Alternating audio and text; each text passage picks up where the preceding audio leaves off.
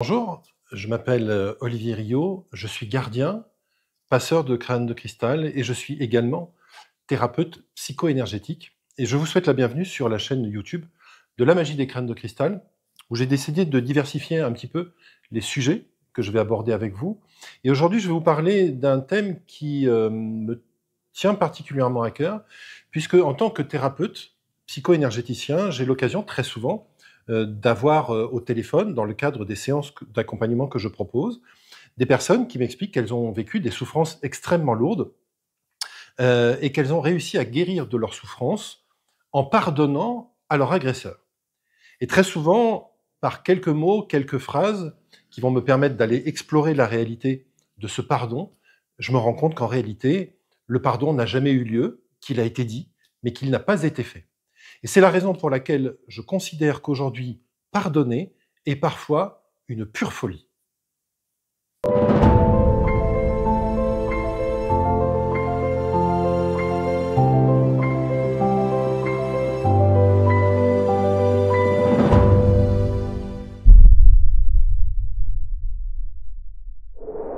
Chacun d'entre nous a été confronté dans sa vie à des épreuves plus ou moins difficiles.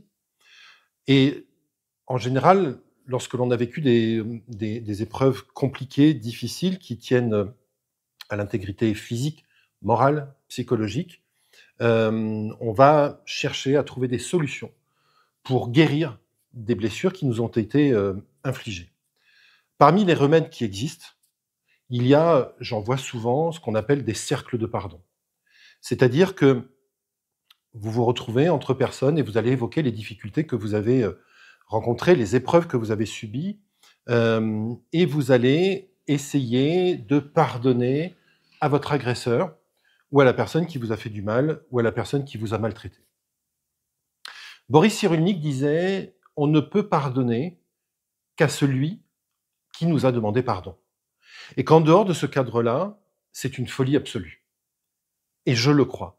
Et je le crois sincèrement. Alors aujourd'hui, on va essayer d'explorer ce domaine et essayer de voir par quoi est-ce qu'on peut remplacer le pardon. Et on va donc pour ça travailler sur deux étapes, deux niveaux différents. Le premier niveau qui est celui de l'être, de l'incarnation que nous sommes, de l'être qui a vécu la souffrance et qui doit apprendre à se reconstruire et à faire avec l'épreuve qui lui a été infligée. Et puis dans un deuxième temps, on va regarder ensemble ce que l'âme demande, ce que l'âme a compris de l'expérience qui lui était proposée. La première chose, comme je vous le disais, je considère que pardonner à celui qui ne nous a rien demandé est une folie parce que pour qu'il y ait un véritable travail de pardon, il faut qu'il y ait un échange. C'est-à-dire qu'il faut qu'il y ait énergétiquement quelque chose qui se passe entre vous et la personne qui vous a agressé. Et qu'à chaque fois que vous allez demander ou accorder votre pardon à quelqu'un qui ne vous l'a jamais exprimé, ne vous l'a jamais demandé, et ben en fait, vous pardonnez dans le vide. Et donc, ce pardon que vous accordez à quelqu'un qui ne vous l'a pas demandé, en réalité, ne vient absolument pas reconstruire la blessure et ne vient absolument pas guérir la blessure que vous avez subie, mais vous donne l'illusion d'avoir réussi à dépasser l'épreuve, l'inconfort, la douleur, et que vous avez réussi à pardonner à votre agresseur. Alors très souvent, quand j'ai des gens qui m'affirment qu'ils ont réussi à pardonner à leur agresseur ou à la personne qui leur a fait du mal, je leur pose une question simple, très simple.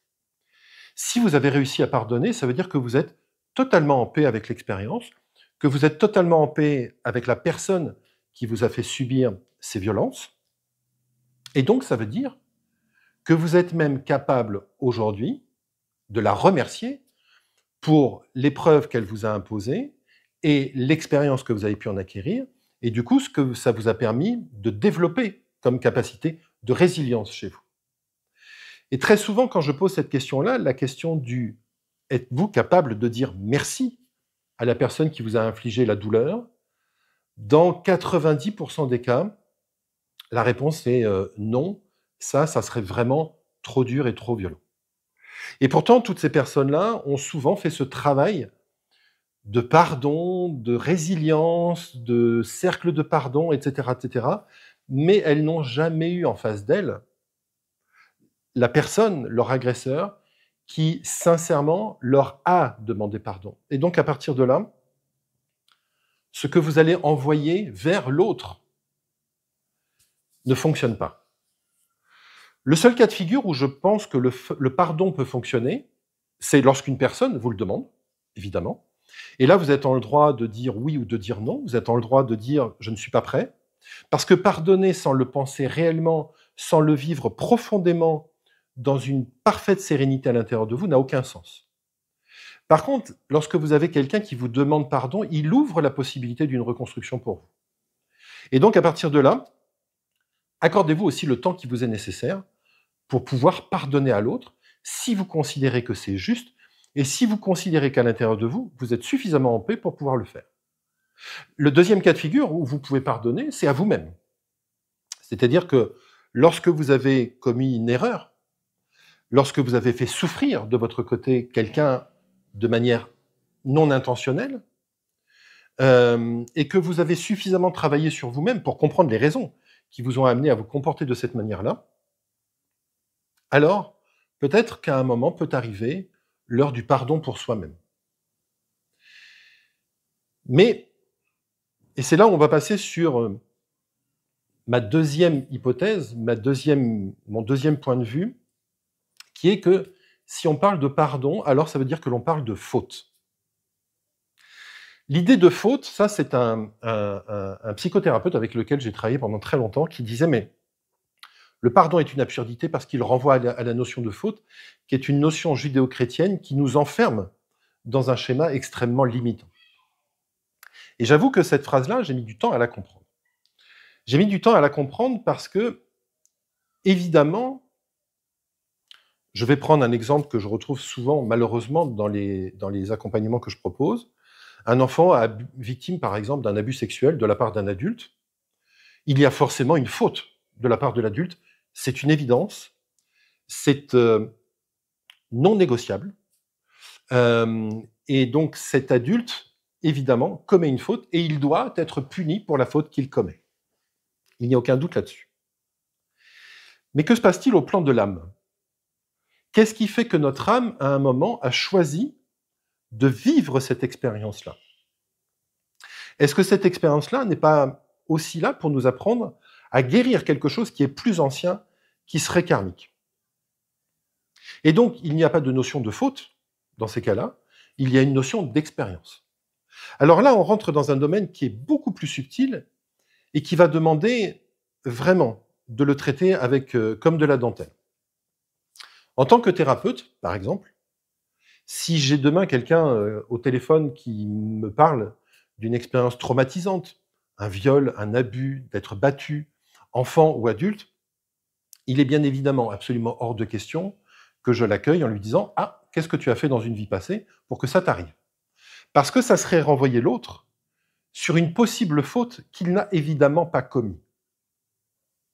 Alors, dans un premier temps, on va travailler ensemble à accueillir sa souffrance, sa douleur, à reconnaître son état de victime pour lui permettre de commencer à se reconstruire, de sortir du schéma dans lequel l'a enfermé son agresseur, et pour pouvoir manifester de la résilience, c'est-à-dire une capacité à aller chercher dans cette expérience-là de la force et une énergie nouvelle pour continuer sa vie de manière encore plus forte que s'il n'avait pas vécu l'expérience. C'est un travail qui est long, qui est absolument indispensable, et dans lequel on ne peut pas laisser la place à autre chose qu'à l'état de victime et la reconnaissance de l'état victimaire de la personne que je vais accompagner dans le cadre de mes soins. Une fois que la personne est guérie et qu'elle a trouvé en elle les ressources nécessaires pour récupérer de la force de cette expérience-là, et qu'elle est demandeuse, à ce moment-là, on peut aller voir le deuxième aspect, qui est l'aspect de l'âme. Qu'est-ce qui fait que mon âme a choisi de vivre cette expérience-là ? Et à ce moment-là, je peux commencer à rentrer dans un travail karmique, de mémoire familiale, pour aller voir ce que dans le passé il est arrivé, pour que dans le présent, je vive cette expérience-là.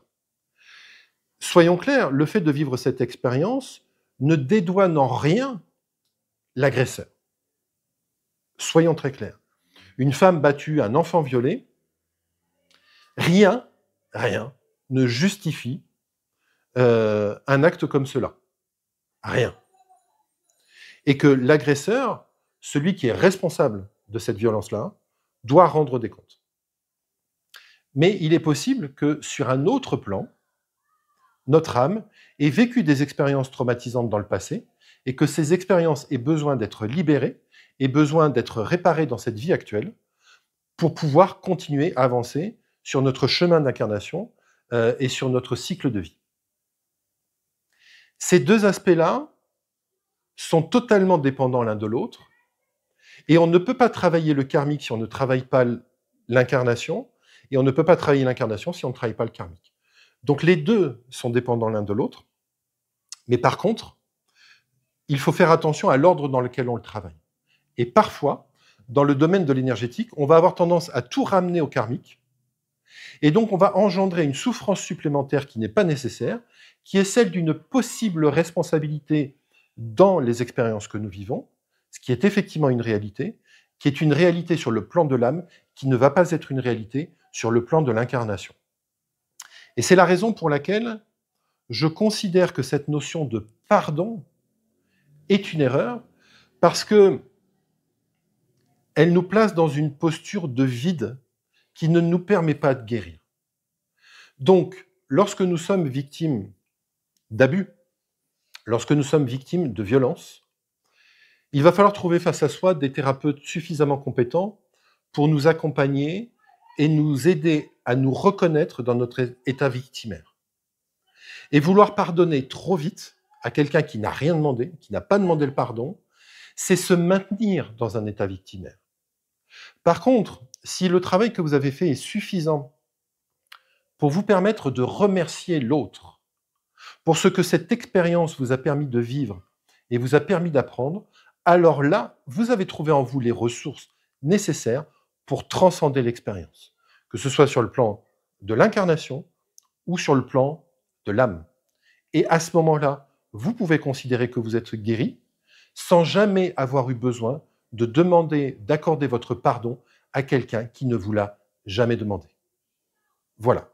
Ce sujet me tenait beaucoup à cœur parce que très souvent, malheureusement, je vois des gens que j'accompagne et qui pensent avoir guéri en ayant pardonné et qui se rendent compte que ça n'est pas le cas, tout simplement parce qu'en fait, je pense que l'outil qui leur a été proposé n'était absolument pas adapté et que ça les maintient dans une forme d'illusion qui les maintient dans la souffrance. Et mon rôle à moi en tant que thérapeute, c'est d'aider chaque personne qui vient me voir à trouver en elle les ressources pour lui permettre de transcender les expériences qu'elle a vécues, quelles que soient ces expériences. Voilà. J'espère que cette vidéo vous aura plu, un peu plus sérieuse peut-être que d'habitude, différente. N'hésitez pas à me donner votre avis sur ces nouvelles vidéos que je publie, qui sortent un peu du cadre des crânes de cristal. Et n'hésitez pas à me laisser des commentaires, à liker la vidéo, à la partager si elle vous a plu, et surtout à vous abonner et à activer les notifications pour vous permettre d'être tenu informé des prochaines sorties de nos prochaines vidéos. Je vous remercie, je vous souhaite une belle journée et je vous dis à très bientôt. Au revoir.